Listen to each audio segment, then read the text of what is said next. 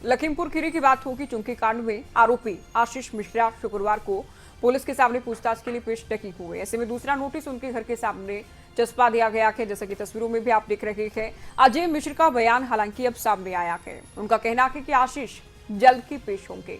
देखिए, उसके पिताजी को जाकर थाने में उठाओ, अपने आप आ जाएगा।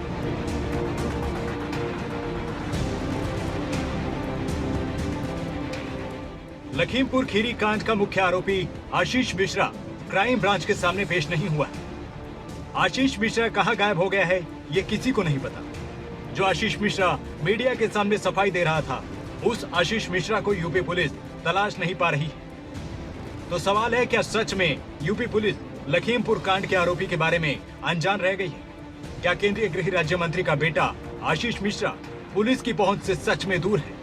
अब तक UP police 2 notice Ashish Mishra के घर पर चस्पा कर चुकी है। केंद्रीय गृह राज्य मंत्री अजय मिश्रा के बेटे आशीष मिश्रा को यूपी पुलिस एक दिन पहले ही नोटिस जारी कर चुकी थी। ये नोटिस मंत्री के घर के गेट पर चिपकाया गया था, जिसमें लिखा गया था कि 8 अक्टूबर को सुबह 10 बजे उन्हें लखीमपुर खीरी पुलिस लाइन में समन किया गया। लेकिन आशीष मिश्रा पुलिस के सामने पेश नहीं हुए। लखीमपुर की घटना को करीब 5 दिन बीत चुके हैं, लेकिन अभी तक यूपी पुलिस के हाथ पूरी तरह खाली है। सवाल है, लखीमपुर के पीड़ितों को यूपी पुलिस क्या ऐसे न्याय दिला पाएगी?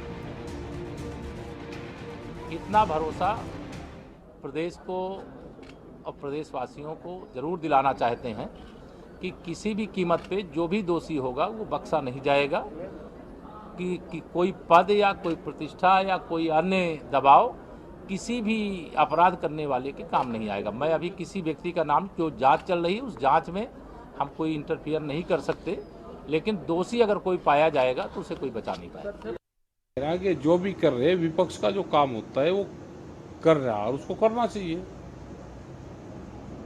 भाई कोई चीज हो जाती है, कोई घटनाक्रम होगा तो विपक्षी तो उठाता है, उसको भी उठाना चाहिए। विपक्ष अपना उठा रहा है।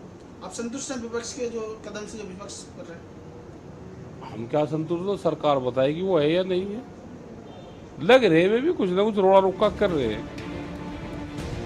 पुलिसिया कार्रवाई में ढिलाई बरतने के चलते यूपी सरकार को सुप्रीम कोर्ट के कड़े सवालों से गुजरना पड़ा है।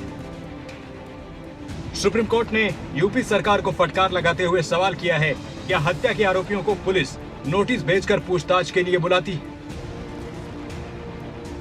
सुप्रीम कोर्ट ने पूछा है, अब तक हत्यारोपियों को हिरासत में किस आधार पर नहीं लिया गया है? सुप्रीम कोर्ट ने पूछा है, आरोप 302 यानी हत्या का है, आप उसे वैसे ही ट्रीट करें जैसे बाकी केसों में मर्डर केस के आरोपियों के साथ ट्रीट किया जाता है। सुप्रीम कोर्ट ने कहा है, ये नहीं होता कि प्लीज आ जाएं, नोटिस जारी कर दिया जाए।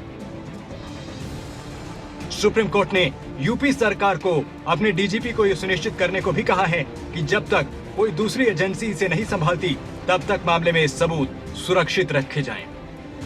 सुप्रीम कोर्ट ने कहा कि जो है, आप अगर एक जो है अभियुक्त की गिरफ्तारी, उनका मानना था कि अभी तक कोई भी अभियुक्त की गिरफ्तारी नहीं हुई और जो मुख्य अभियुक्त है उसको सम्मन आपने जारी किया है। क्या सम्मन, अगर किसी मर्डर जैसे केस में सम्मन जारी करना, ये कहाँ तक है? अगर किसी आम आदमी के साथ अगर ऐसी घटनाएं होती तो क्या वो आप यही प्रक्रिया अपनाते? इस पर कोर्ट बहुत संतुष्ट नज़र नहीं आई।